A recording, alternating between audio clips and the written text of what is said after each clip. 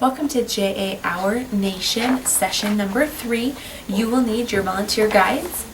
You will want your supplemental flyer as well as session 3 flyer for the students today. Also, don't forget your STEM skills poster. This will be displayed today and used throughout the session. The supplemental stickers for the final part of that activity, if you are doing that. Table tents, as well as the job stickers and the job skill charts. Today, go ahead and again introduce the lesson by greeting the students and handing out the table tents.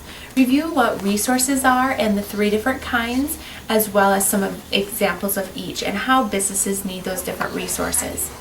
Right away today, I go into the supplemental activity and I finish up that. I complete session 6 through the end of the activity. I start by having all of the students that are already assigned a job. Again, they should have a sticker on their table tent. They all come up to the front, and then I make sure I go through the process and have every student who has a job.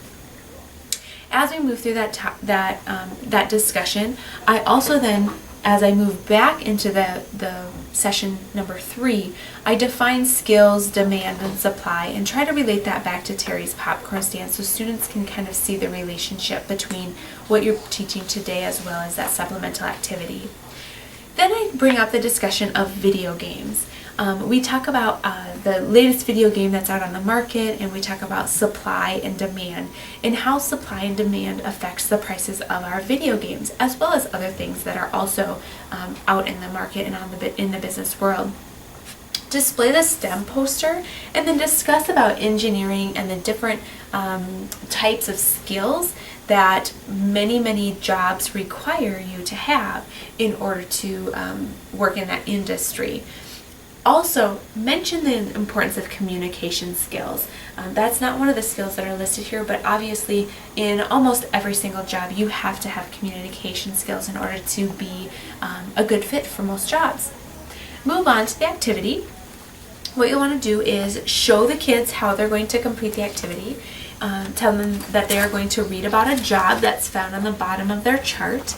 They are going to determine the skills that are needed to do this job and then actually complete a graph. So when I do show them, I also mention to them that it's important to have them make a sticker. So if the job of an automotive technician, if an automotive technician needs science, they should place the automotive technician sticker right here above science. As they move on to the other fields, they should then make it so that it looks like a picture graph going up.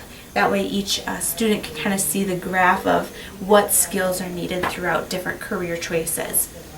I divide the students into groups of 4. Again, have the teacher help you if they're not already in some type of a grouping seating arrangement. I distribute 1 chart to each group, as well as 1 sticker sheet per person. It's important to note that not all stickers will be used, but that extra will be collected at the end.